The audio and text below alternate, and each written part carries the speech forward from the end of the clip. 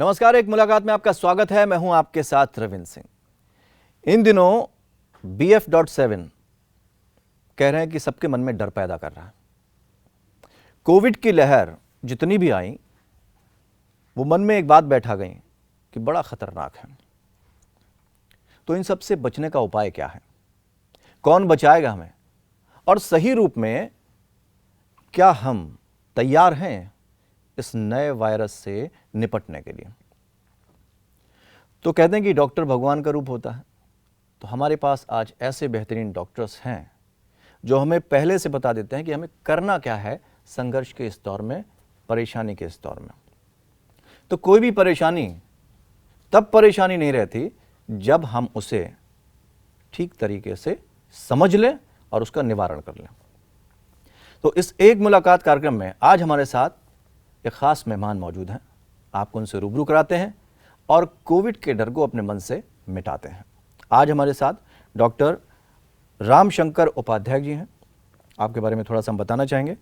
आप औषधीय रसायन शास्त्र और आणविक ऑन्कोलॉजी यानी मेडिसिनल केमिस्ट्री और मॉलिक्यूलेट ऑन्कोलॉजी के क्षेत्र में 20 वर्षों का आपको अनुभव प्राप्त है।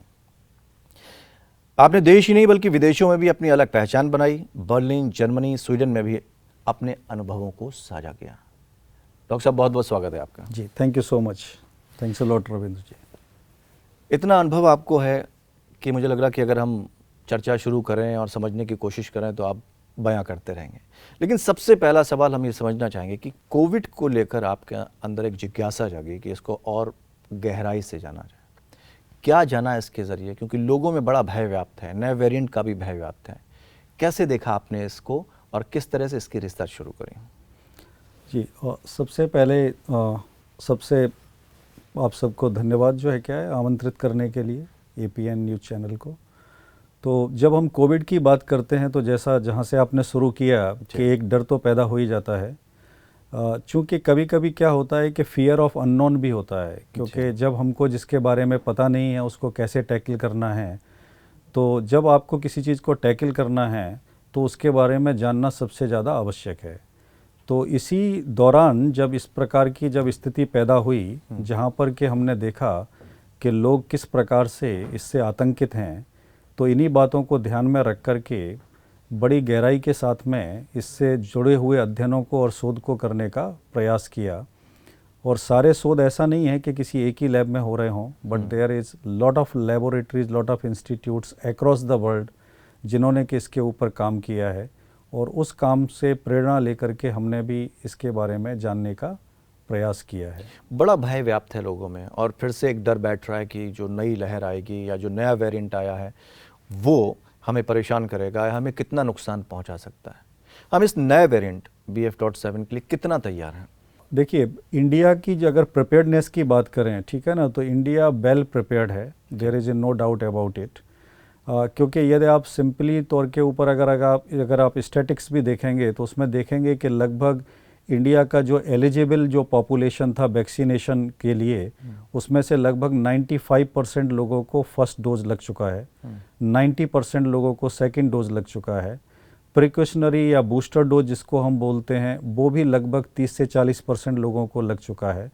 थोड़ी सी बीच में लिथार्जी आई है, लेकिन हो सकता है कि अब ये BF.7 के बारे में जानने के बाद में जिन लोगों को लगता था कि उनको प्रिकॉशनरी डोज नहीं लेना चाहिए या फिर उनको सचेत नहीं रहना चाहिए, तो शायद हो सकता है कि इससे एक प्रकार वापस एक जागरूकता फैलेगी। लेकिन पैनिक होने की ज़रूरत नहीं है। India is well prepared by the medical infrastructure, by the vaccine, by the booster, and we are going to do better actually. So I don't see that there is any problem that is going to, India is going to face the way we face into the Delta wave actually. नई vaccine आई जी, अब nasal vaccine भी आ गई है जी। तो इंसान के मन में ये भी बैठ रहा है कि भाई कितनी और कब तक? हाँ, देखिए कि जब एक वायरस एक नया है और अपना बार बार जब स्वरूप बदल रहा है तो हमको उस वायरस से या उसके स्वरूप से एक स्टेप हमेशा आगे रहना है। तो साइंटिस्ट का या मेडिकल फैटर्निटी का सबसे बड़ा काम है कि जब तक कोई चीज़ कम्युनिटी के अंदर फैले उसके पहले उसके निदान की तैयारी कर ली जाए। तो इसी सोच के साथ में निरंतर नए नए शोध होने के साथ साथ में नए नए वैक्सीन और नई नई औषधियों का को विकसित किया जाना चाहिए और शायद इसी दिशा में हम सब लोग अग्रसर हैं। अगर हम जड़ों में जाएं, जैसे कोविड की जब शुरुआत हुई, चीन के वुहान से इसकी शुरुआत हुई, तो वजह क्या रही इसके फैलने की और क्या कारण है वो जिसको हमें समझने की कोशिश करनी है और आप लोगों ने उसको समझा रिसर्च के दौरान? मैं इस बारे में ये कह सकता हूँ कि जैसा कि शुरुआत से जब ये वुहान वायरस, जिसको कि अब अल्फ़ा वायरस बोला जाता है, जब ये लोगों के नोटिस में आया तो सबसे पहले जो एक थ्योरी बनी वो थ्योरी ये थी कि ये एक जूनेटिक वायरस है। जूनेटिक वायरस का मतलब है कि एक एनिमल से जो है क्या है जाकर के उसने अपने आप को इवॉल्व किया और बाद में होमो सेपियंस यानी कि ह्यूमन को आकर के इन्फेक्ट करना शुरू किया। तो इसी थ्योरी के ऊपर सारे लोग काम कर रहे थे। लेकिन मेरा हमेशा से एक मानना रहा है, बाकी लोगों ने भी शोध किया है, कि ये जो पर्टिकुलर वायरस है ये एक तो अपने आप में सबसे बड़ा वायरस है। यानी कि बड़ा वायरस का मतलब है कि इसके पास में बहुत ज़्यादा जेनेटिक मटेरियल है, ये बहुत ज़्यादा स्मार्ट है बाकी वायरस के कंपैरेटिव, क्योंकि इसके अंदर ऐसा मैकेनिज़्म है कि ये जो प्रोटीन बनाता है उसको रीड कर सकता है। अगर वो प्रोटीन अगर फॉल्टी है तो उसको करेक्ट कर सकता है। इसको बार बार छोटे छोटे प्रोटीन बनाने की ज़रूरत नहीं है। इसके अंदर एक ऐसा मैकेनिज़्म है कि ये बड़ा एक साथ में प्रोटीन बना करके उसके छोटे छोटे पीसेस कर सकता है। तो यानी कि हम ये कह सकते हैं कि ये जो वायरस है वो एक प्रकार का स्मार्ट वायरस है, जिसको कि लेकर के वैज्ञानिकों के अंदर बहुत सारे थ्योरीज़ हैं। लेकिन मैं मानता हूँ कि इस तरीके का वायरस अपने आप से इवॉल्व होना उतना स्वाभाविक या नेचुरल नहीं लगता है, जितना कि लगता है कि किसी स्टडी के दौरान जो है क्या है इस प्रकार के वायरस को स्टडी के पर्पस से, साइंटिफिक रिसर्च के पर्पस से शायद तैयार किया गया हो, जो किसी वजह से जो है क्या है लीक हो करके जो है वो कम्युनिटी के अंदर फैल गया। एक वक्त तो ये अफवाह भी फैली, इसमें कितनी सच्चाई है कि जानबूझकर इस तरह का वायरस तैयार किया गया जो लोगों में फैल जाए? और अगर पॉलिसी को लेकर देखा जाए कि जो भी पॉलिसीज़ को इससे बचाव के लिए अपनाई गई, तो चीन कहाँ फेल्योर रहा? और चीन के बारे में देखा जाए, देखिए इसी में दो चीज़ें हो जाती हैं कि जैसे बाकी जो पूरे कंट्रीज़ हैं उन्होंने उसको जूनेटिक वायरस के तरीके से ट्रीट किया, और ये हम सब जानते हैं कि जूनेटिक वायरस को आप पूरी तरीके से इरेडिकेट नहीं कर सकते, एलिमिनेट नहीं कर सकते, क्योंकि जो वायरस के रिजर्वायर हैं यानी कि जो बैट्स हैं या चमगादड़ हैं या जहाँ से भी आया है वो स्रोत तो हमेशा रहने वाले हैं। हम उनको जा कर के तो जो है क्या है वैक्सीनेशन नहीं दे सकते। तो इसलिए ये वायरस को इरेडिकेट करना तो संभव नहीं है। तो इसलिए जो बाकी पूरी दुनिया है उसने सिम्टम्स के ऊपर काम किया। They wanted to treat the symptoms, जबकि जो लगता है चाइना ने शायद उस थ्योरी को अलग तरीके से समझा, शायद वो इसके बारे में ज़्यादा जानते होंगे, और उनका अप्रोच जीरो कोविड पॉलिसी का रहा।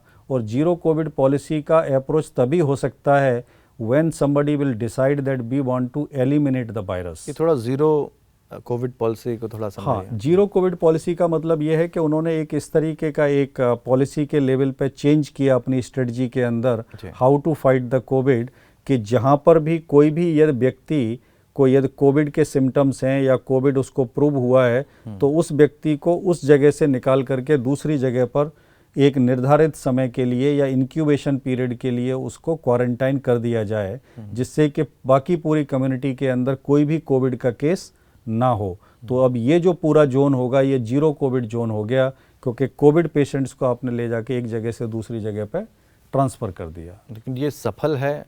कितना हम कारगर हो सकते हैं? क्योंकि वायरस एक है, वो तो फैलेगा ही जी, उसको कैसे रोका जा सकता है? हाँ, तो इसमें मेन चीज़ क्या है कि अगर ये हम उस तरीके से देखते हैं कि हमको वायरस को एलिमिनेट करना है तो शायद ये शुरुआत में ये पॉलिसी अच्छा रहा होगा।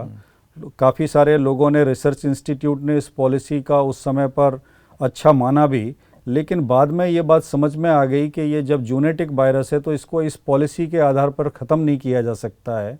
सो we need to learn to live with the virus, और जो भी इससे ज़रूरी तौर के ऊपर जो हमारे इम्यून सिस्टम को हमको ट्रेन करना है, हमको जो दवाइयाँ विकसित करनी है, हमको जो वैक्सीन विकसित करनी है, और किस प्रकार से अपने बॉडी को इससे लड़ने के लिए तैयार करना है, इन विषयों के ऊपर जो है क्या है ज़्यादा काम किया गया बाकी कंट्रीज़ के अंदर बनस्पत के चाइना के अंदर। यही कारण है कि चाइना आज सफ़र कर रहा है, because they don't have a vaccine जनित antibody, they don't have the natural infection, there is a no hybrid immunity, there is a no herd immunity, there is a no community immunity, and everybody is getting exposed to the virus in a one go. Right. Okay, this is what is creating a disaster in China, and that's where I see कि China कम से कम इस बात को लेकर के जरूर fail हुआ है। इसके रिवैम्प और म्यूटेशन की भी बात चल रही है, तो कितने चांसेस हैं इसके रिवैम्प और म्यूटेशन के? देखिए, अभी जब से डेल्टा के बाद में जब ओमिक्रॉन आया है, तो ओमिक्रॉन एक तरीके का लीनिएज और उसके बाद में काफ़ी सारे सब लीनिएजेस हैं उसके। तो जो डेल्टा जो था वो हमको पता है कि वो जो जाकर के डायरेक्ट हमारे लंग्स के अंदर रेप्लिकेट करता था, और लंग्स में रेप्लिकेट करने के बाद में पूरे एक सिस्टेमिक इन्फेक्शन की डायरेक्शन में जाता था। लेकिन जब से ओमिक्रॉन आया तो ओमिक्रॉन का जो इन्फेक्टिविटी रेट तो बहुत हाई है, यानी कि ट्रांसमिसिबिलिटी तो बहुत हाई है, लेकिन उसका पैथोजेनिसिटी जो है क्या है वो काफ़ी कम है। पैथोजेनिसिटी कम किस लिए है? क्योंकि ये अपर रेस्पिरेटरी ट्रैक को ही टारगेट करता है, वहीं रेप्लिकेट करता है। और हमारा जब अपर रेस्पिरेटरी ट्रैक जो होता है वहाँ पर एक इम्यूनिटी होती है जिसको हम बोलते हैं म्यूकोसोमल इम्यूनिटी, जिसको कि IgA एंटीबॉडी भी बोला जाता है। और ये जो म्यूकोसोमल इम्यूनिटी है वो हमेशा एक्टिव रहती है, क्योंकि जब आप वैक्सीन लेते हैं तो आपका एंटीबॉडी बनेगा 7 दिन में, 10 दिन में, 14 दिन में, लेकिन म्यूकोसोमल एंटीबॉडी इज़ ऑलवेज एक्टिव। तो जैसे ये अपर रेस्पिरेटरी ट्रैक के अंदर आता है तो फर्स्ट हमको बैरियर मिल जाता है हमको म्यूकोसोमल इम्यूनिटी का। Then we have the vaccine also which has trained our immune system to fight better. So that is the reason I think it is working together in that direction. अन्य देशों की अपेक्षा भारत आज किस स्थिति में है? हम अपने इम्यून सिस्टम को इतना डेवलप कर चुके हैं कि हम हर चुनौती से निपटने के लिए तैयार हैं। तो ये जो पर्टिकुलर वेरिएंट है जिसको BF7 बोला जा रहा है, ठीक है ना, ये वेरिएंट भी एक तरीके का देखा जाए तो ओमिक्रॉन का ही सब लीनिएज है। उसका सिर्फ शॉर्ट फॉर्म को BF7 बोल दिया गया है। इसके अंदर एक ही म्यूटेशन खास है जिसको कि हम बोलते हैं R3460। ये जो पर्टिकुलर जो म्यूटेशन है वो एक प्रकार से इसको ट्रांसमिसिबिलिटी भी दे रहा है और एक प्रकार से इसको जो है इम्यून एस्केप के लिए भी तैयार कर रहा है। तो अगर ये म्यूटेशन ही रहता है, ठीक है ना, तो पैनिक होने का ज़रूरत नहीं है, क्योंकि ऑलरेडी इस प्रकार का ये म्यूटेशन के साथ में ये पर्टिकुलर वायरस US के अंदर लगभग 5 to 7%, UK के अंदर, ब्राज़ील के अंदर, बेल्जियम के अंदर, डेनमार्क के अंदर, जर्मनी के अंदर, we are seeing it by last 6 or 9 months. It has not created any havoc over there.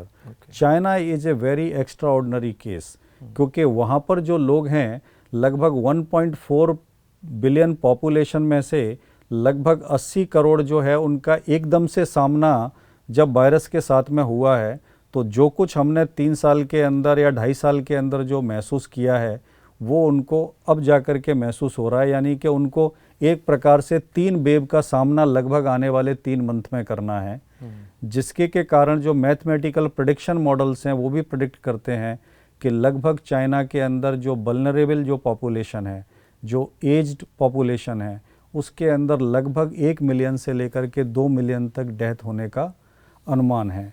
लेकिन भारत के संदर्भ में हम कह सकते हैं कि जिस प्रकार से हमारे यहाँ पर वैक्सीनेशन हुआ है, जिस तरीके की जागरूकता यहाँ पर फैली है, जिस तरीके से मेडिकल सिस्टम ने अपने आप को तैयार किया है, जिस प्रकार से हमने जाना है कि किस प्रकार से जो है क्या है हम इसको ट्रीट कर सकते हैं, तो वो जो नॉलेज है, that knowledge is definitely going to support. और चाहे वैक्सीन इम्यूनिटी एस्केप हो या ना हो, लेकिन वैक्सीन ने निश्चित रूप से जो है हमारे इम्यून सिस्टम को इस प्रकार ट्रेन किया है कि we can fight better no matter which version of that particular virus is going to come to India. इसको लेकर ये भी कहा जा रहा है कि एक व्यक्ति एक साथ 18 लोगों को इन्फेक्ट कर देता है, इसमें कितनी सच्चाई और कारण क्या है? जिसको हम बोलते हैं R फैक्टर या R0 वैल्यू, ठीक है ना। जो R0 वैल्यू है, तो अब तक के जितने भी वायरस थे उनका वैल्यू लगभग, जैसे कि वुहान के केस में 2.4 था, डेल्टा के केस में 4 था और बाद में 5 to 6 ओमिक्रॉन का था। अब इस केस के अंदर BF7 के केस के अंदर ये लगभग 18 के आसपास है। यानी कि यदि एक व्यक्ति को यदि इन्फेक्शन होता है तो 18 लोगों को वो प्रभावित कर सकता है। उसका रीज़न क्या है कि ये जो वायरस है इनका इंक्यूबेशन पीरियड जो है वो बहुत शॉर्ट है। यानी कि पहले यदि किसी एक व्यक्ति को इन्फेक्शन हुआ है तो उसके जो सिम्टम्स हैं वो लगभग 7 दिन में आते थे या 14 दिन में आते थे। अभी ये पर्टिकुलर इन्फेक्शन होने से यानी कि 24 घंटे के अंदर, कुछ केसेस में तो 8 घंटे के अंदर भी वो जो है सिम्टम्स भी आ जाते हैं and that person is ready to infect more people. So that is the reason कि ये आर फैक्टर बढ़ जाने की वजह से जो है वो एक व्यक्ति जो है वो 18 से 20 लोगों को प्रभावित कर सकता है या संक्रमित कर सकता है। एक सवाल और है कि सरकार ने बड़े स्टेप्स उठाए इसको लेकर, कोशिशें ये की, जितनी कोशिश वो कर सकती है उसने करने की कोशिश की, तो जो मेडिकल फैसिलिटीज़ हैं सरकार की तरफ से उससे हम कितना संतुष्ट हैं आज के दौर में? हाँ, तो ये जो पूरा जब डेल्टा के दौरान उस समय को छोड़ दिया जाए, क्योंकि every country including India was on A learning curve, it was a something which nobody predicted. किसी को पता नहीं था क्या होने वाला है, कैसे होने वाला है, किस तरीके का, ये तो एकदम अचानक से हुआ हमला जैसा था जिसके लिए इंडिया क्या कोई भी कंट्री रेडी नहीं था। लेकिन हम ये कह सकते हैं कि I have worked abroad in most of the premiere institutes, the kind of a facility India has, whether it come to the medical, the kind of a clinicians we have, we are really fortunate India as a nation and we are well prepared to do well in those kind of a like a critical or maybe in the crisis time. तो अगर हम बात करें इसकी चुनौतियों की, तो भारत के सामने कोविड को टैकल करने के लिए क्या क्या जो बड़ी चुनौतियां हैं? हाँ, भारत के सामने ये तो population is definitely there. Population के अंदर जो क्लासेज और सब क्लासेज हैं उनकी जागरूकता और उनकी लिटरेसी भी बहुत अलग अलग है। तो हमको एक इस प्रकार के माध्यम का विकास करना पड़ेगा जिससे कि हम एकदम लास्ट क्लास वाले व्यक्ति को भी समझा सकें कि उसको कैसे रहना है, कैसे सीखना है, कैसे हाइजीन मेंटेन करना है। तो ये सबसे बड़ी चुनौती है जो कि सरकार के द्वारा किसी न किसी प्रकार के संचार माध्यम को यूज करके ये जो इन्फॉर्मेशन है वो स्टूडियो से निकल करके एक लास्ट व्यक्ति तक जो है क्या पहुंचनी चाहिए। गवर्नमेंट अपने लेवल के ऊपर क्या कर सकती है कि उनको भी अपना जो काम है उसके अंदर शिथिलता नहीं आने देनी है और उनको बराबर जो है genomic sequencing, surveillance, sero surveillance, इस प्रकार की जो है टेक्नोलॉजीज़ का यूज करके निरंतर प्रयास में रहना चाहिए कि कहीं कोई कम्युनिटी के अंदर नया वायरस तो पनप नहीं रहा है, जिससे अगर हम उसको जितना जल्दी अगर हम ट्रैक कर पाएंगे उतना जल्दी ही हम कम्युनिटी में फैलने से भी रोक पाएंगे और उसके लिए जो उचित गाइडलाइंस होंगे उनका भी निर्माण उस समय के हिसाब से किया जा सकेगा। एक इम्पॉर्टेंट सवाल ये और बनता है कि जैसे भारतीय वैक्सीन जो है पहले उसको कमतर आंका गया, बहुत ज़्यादा तवज्जो नहीं दी गई, लेकिन जैसे जैसे चीज़ें आगे बढ़ी लोगों के लिए समझ में आई कि भाई ये लेना बहुत ज़रूरी है। लेकिन अगर रिसर्च एंड डेवलपमेंट की बात करें तो हम कहाँ ठहरते हैं और इसमें क्या इम्प्रूव करने की ज़रूरत है? हाँ, देखिए हमारे अंतर्राष्ट्रीय स्तर पर अगर हम समझें तो जी देखिए, अगर जनरली 2 ही प्रकार के वैक्सीन्स हैं जिनके के बारे में अच्छे से कंपैरिजन किया जा सकता है, या तो यूएस में जो बने हुए mRNA वैक्सीन हैं या फिर जो है वो वेक्टर बेस्ड वैक्सीन्स हैं। तो इंडिया के अंदर जो वैक्सीन बने वो वेक्टर बेस्ड वैक्सीन्स हैं जिनके के अंदर एडेनो वायरस AD5 को लेकर के जो है क्या उसको एक वेक्टर के रूप में यूज किया गया, ठीक है ना। अब दोनों वैक्सीन में फ़र्क क्या है कि आपके पास में एक तो पूरा वायरस है, तो हमने इस पूरे वायरस को इनएक्टिवेट करके जो है क्या है वो हमने वैक्सीन की फॉर्म में दे दिया। That is the India model, okay. And mRNA vaccine में क्या है कि उन्होंने एक पर्टिकुलर mRNA का कॉपी लिया, ठीक है ना, जो कि स्पाइक प्रोटीन को ट्रांसलेट कर सकता है। तो उससे क्या होगा कि यानी कि जो आपने कॉपी लिया उससे उतना ही प्रोटीन, स्पाइक प्रोटीन ही आपकी बॉडी में जाकर के बनेगा, ठीक है ना। So that has like a some effect, but at the same time जैसे ही अगर उस पूरे स्पाइक प्रोटीन में जैसा हम देख चुके हैं कि कितने म्यूटेशन हो चुके हैं, तो ये उतना प्रभावी नहीं रह पाएगा नए नए म्यूटेशंस के साथ में। जबकि जो पूरा वायरस हमको मिला है, चाहे वो वुहान या अल्फा वायरस का ही टेम्पलेट है जिसको दिया गया है, लेकिन फिर भी जो है क्या है compare to this particular vaccine, जो फुल वायरल वायरस वैक्सीन है, इनएक्टिवेट वैक्सीन है, ये ज़्यादा कारगर साबित होगी। और ऐसा देखने में भी आया है क्योंकि mRNA वैक्सीन को आपको बार बार अपडेट करना पड़ रहा है जबकि कोवैक्सीन या कोविशील्ड जैसी जो वैक्सीन जो भारत द्वारा निर्मित की गई हैं उनकी जो है क्या है एफिकेसी आज भी जो है mRNA वैक्सीन से कहीं अधिक है, कहीं ज़्यादा है, ज़्यादा कारगर है। एक बात और एक सवाल ये हमेशा मार्केट में वैश्विक स्तर पर उठता रहता है कि जो बिग फार्मा है वो अपने हित के लिए दवाइयों को प्रमोट करते हैं, कितना सच है अगर इसको देखा जाए? देखिए कि बिजनेस कंपोनेंट तो कोई भी बिजनेस मॉडल में होता ही है, ठीक है ना। Pharma is also a like a industry, ठीक है ना। तो वो भी अपने हित की बात तो हमेशा करेंगे, ठीक है ना। लेकिन हमको हमेशा इतना जागरूक हमेशा रहना है और एजुकेटेड भी रहना है कि हमको ये पता लगना चाहिए कि हमको बेवकूफ़ नहीं बनाया जा रहा है, जिस चीज़ का हमको ज़रूरत नहीं है वो हमको नहीं बेचा जा रहा है। तो इस बात का निर्धारण जो है क्या है, गवर्नमेंट के द्वारा कुछ ऐसे गाइडलाइंस बनते हैं, बने हुए हैं, या तो उन गाइडलाइन के द्वारा जो है क्या है उन चीज़ों को रोका जा सकता है, या फिर हम जो लोग हैं, जो पेशेंट्स हैं, या एकाधिकार नहीं होना चाहिए। हाँ, तो उन किसी का मोनोपोली नहीं होना चाहिए। The information need not to be serve in such a way where you will start reacting to the information. You need to understand the information, put up a response together and do whatever is best for you, not what is pharma or any industry is telling that it is good for you.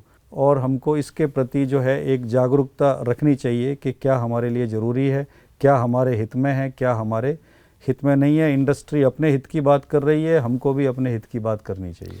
Doctor Ram, Ayurveda के लिए कहा गया कि corona के समय में ये बहुत काम आया, फिर वैश्विक स्तर पर अगर अंतर्राष्ट्रीय स्तर पर इसको प्रमोट करने की बात की जाए तो उतना प्रमोट क्यों नहीं किया जाता?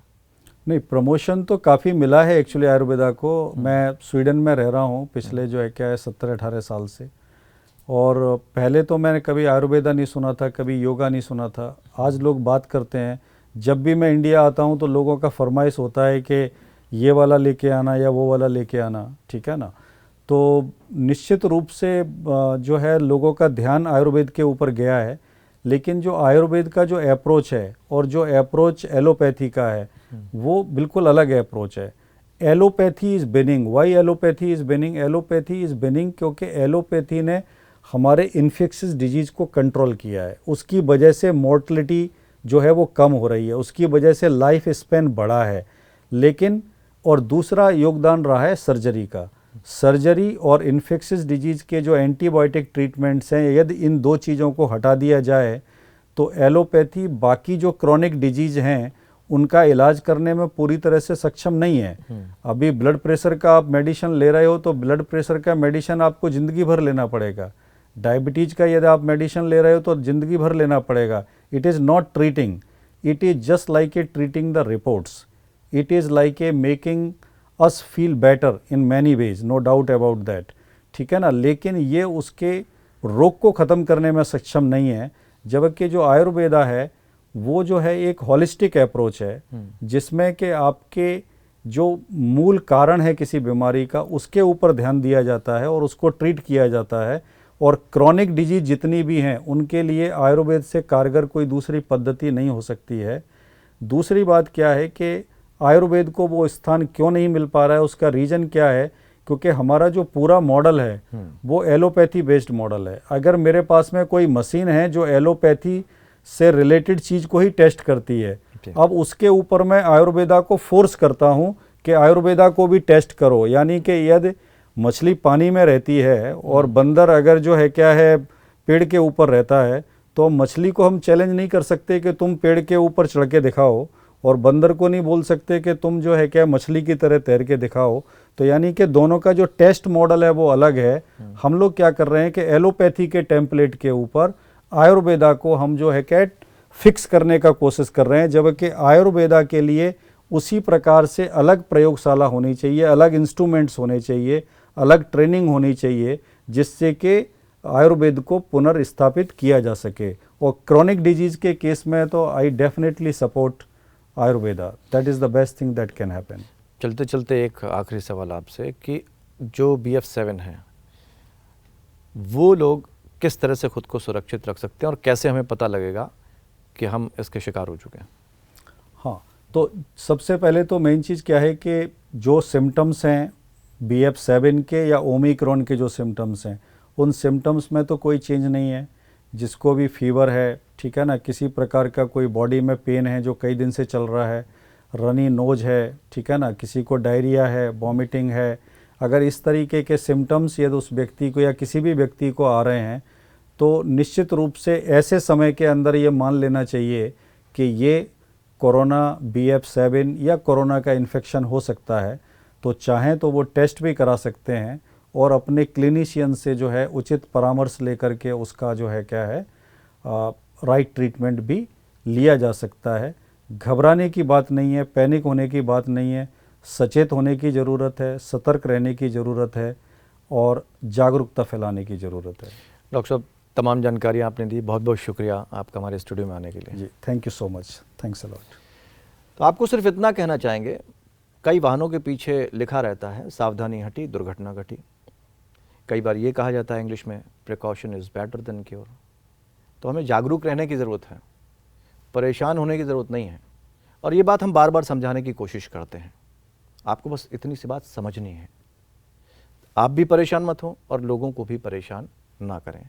यही हमारा उद्देश्य था आज समझने का कि जो नया वेरिएंट आ रहा है वो कितना खतरनाक है और हमें क्या करना है। उम्मीद करते हैं आपको हमारा कार्यक्रम पसंद आया होगा। फिलहाल मुझे दीजिए इजाज़त, नमस्कार।